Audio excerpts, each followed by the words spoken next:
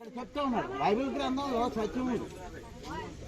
ఈ బైబిల్ గ్రంథంలో ఆది కాండంలో ఉన్న విషయాలు ఇవన్నీ కూడా దేవి భాగవతంలోను భవిష్య పురాణాల్లోనూ ఇవన్నిట్లో రాసుకున్నారు మన హిందూ సోదరులు ఆ పుస్తకాల్లో ఈ విషయాలన్నీ. పౌలు ఇలా చెప్పాడు, ఏమంటున్నాడంటే లోకమందు విగ్రహము వట్టిదనియు. లోకంలో ఏంటి విగ్రహం అనేది ఒట్టిది. ఇంకా మనమే రైటు బతుకున్నాం, అక్కడికెక్కడికి కలుగుతాం, వెళ్తాం, ఎవరినైనా పిలిస్తే వెళ్తాం, చూస్తాం, వాళ్ళు ఏమైనా పెడితే తింటాం, ఏమైనా ఇస్తే తాగుతాం. కానీ విగ్రహం అలాంటిది ఏం చేయలేదు. లోకమందు విగ్రహం వట్టిదనియు, ఒక్కడే దేవుడు తప్ప, ఎంతమంది ఒక్కడే దేవుడు తప్ప వేరొకడు లేడనియో ఎరుగుదాము. ఎరగాలి మనకు తెలుసు ఇదంతా ఉత్తుదని. ఇవన్నీ చెక్కినవి అని రకరకాలు చేసినవన్నీ మనకు తెలియాలి. తెలిసినా ఒప్పుకోం. మా వాళ్ళు అందరూ ఇలాగా పూజిస్తున్నారు కాబట్టి దాన్ని కాదంటున్నందుకు నాకు కోపం వచ్చేద్దాం, నీకు కోపం వచ్చేద్దాం. ఇది వట్టిది విగ్రహం అనేది. దేవతలు అనబడిన వారు, ప్రభువులు అనబడిన వారు అనేకులు ఉన్నారు. దేవతలను ప్రభువులు ఆల్రెడీ ఉన్నారు, యేసు ప్రభు కంటే ముందు ఉన్నారు. అయితే కంటే ఆదాం కంటే ముందు వేరు. ఆదాం వచ్చిన తర్వాత వీళ్ళందరూ ఇలా తిరుగులాడి చెట్లకి పుట్లకి అన్నిటికి మొక్కుతా ఏర్పరచుకున్నారు దేవతలు అనబడిన వాళ్ళని, దేవుళ్ళు అనబడిన వాళ్ళని అని. ఈ సౌలు ఓ విషయాన్ని మనకు చెప్తున్నారు అనమాట. ఆల్రెడీ ఉన్నాయి అంటే యేసు ప్రభు కంటే మా హిందూ మతం ముందున్నాయి, ఉందే లేదని మేమేం చెప్పట్లా. అవన్నీ ఉన్నాయనే చెప్తున్నారు ఇక్కడ. అవన్నీ మనుషులు కల్పించుకున్నారని చెప్తున్నారు. దీంట్లో విషయాలన్నీ సత్యాన్ని ప్రకటిస్తున్నారు అనమాట. ఆకాశం ఉందైనాను, భూమి మీదనైనాను దేవతలు అనబడినవి ఉన్నాను, మనకు ఒక్కడే దేవుడు ఉన్నాడు.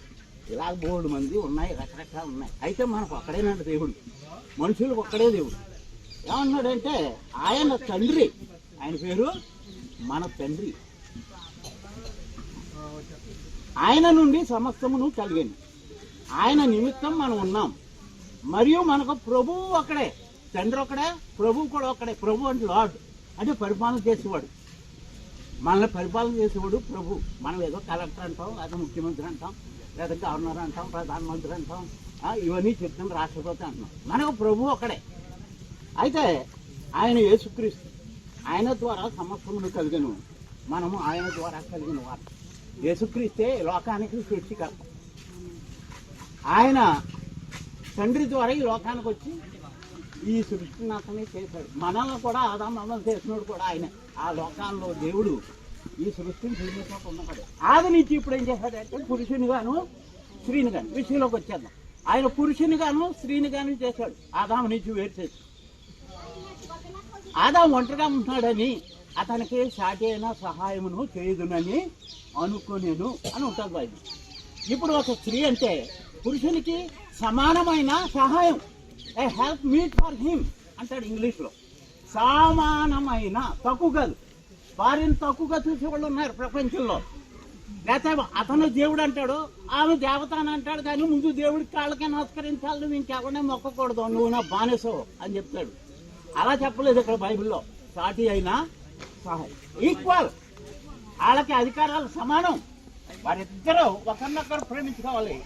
ఈ నేను సృష్టించిన భూమిని అంతా నేను పరిపాలించండి, నిర్ణయించండి, పిల్లలను కనండి, నన్ను తెలుసుకోండి అని దేవుని ఏర్పాటులో. ఇప్పుడు సుమకి అదే